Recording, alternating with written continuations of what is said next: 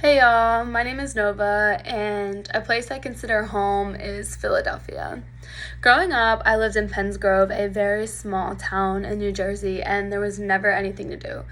So during the weekends, my friends and I would always venture to Philadelphia.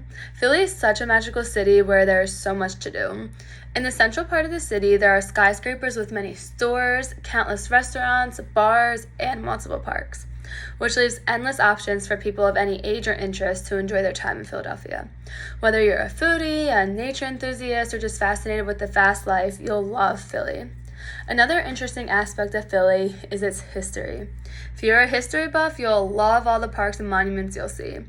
These include the Liberty Bell, Betsy Ross's house, and Independence National Historical Park, and so many more. Those are literally just the main things. With all these fun and exciting locations comes a major problem, as we can all guess, traffic. First being the Benjamin Franklin Bridge, which I take every time I go into the city. Getting off this bridge is pure chaos. As soon as you get off, it's basically a free-for-all. There are no lines on the road, and every car must merge into a 3-lane highway. So, my first suggestion to Philly would be fix all the major roads to provide a safer and more convenient route in and out of the city. This includes potholes in the back roads as well. Along with this, I feel like, as for any city, I feel as though the traffic should be better regulated. Because of the lack of better traffic laws, the drive to the city, which should only take me 30 minutes, literally sometimes takes me 45 minutes to an hour. Another problem in the city is parking. So one of the worst things about going to the city is having to find and pay for parking. And the thing is, it's not once. It's, say you want to go the whole weekend. You have to pay every time you go. But once you do get in the city, SEPTA, which is Philadelphia's public transportation system, is extremely helpful getting around when actually inside the city, unless you're going to walk around too, which is really useful. I also think another ongoing problem in Philly is how dirty it is. If you've been, you would know there are roaches literally everywhere. With the hustle and bustle of thousands of people, it's difficult to keep streets and sidewalks clean. Because Philly is a major city, you can never go shopping there because the prices are so high.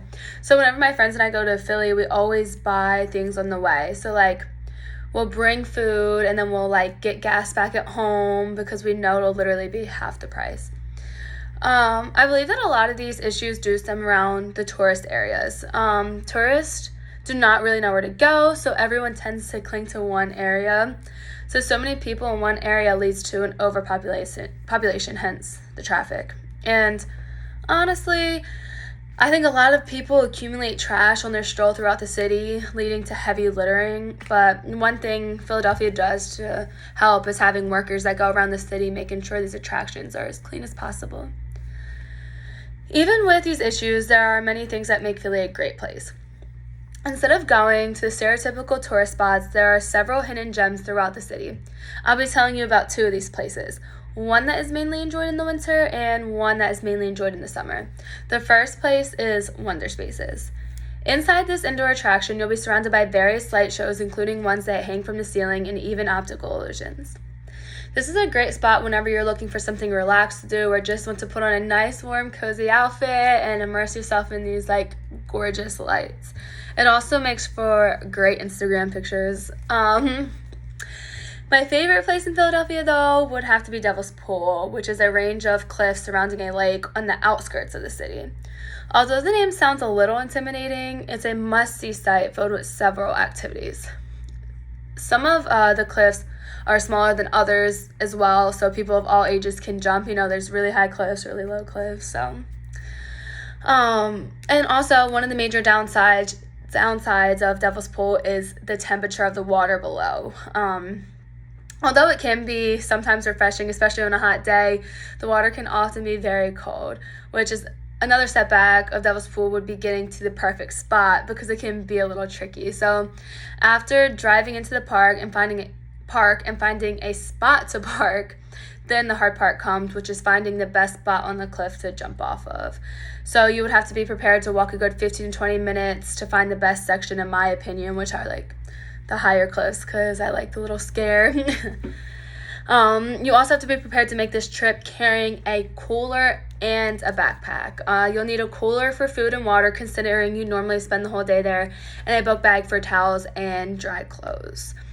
One thing you can never forget when you go to Devil's Pool is water shoes. This will protect you from all the rocks and shells you step on during the adventure, which will be very helpful. Trust me, I know from experience. And with Devil's Pool, like, you definitely want to go with someone who's native to the area because they know the spots, and it's kind of, sometimes you can get lost out there, but definitely go with someone who's been there before. But it will be worth it, I promise. And even with all the downsides of Philadelphia, I wouldn't trade my time spent there for the world.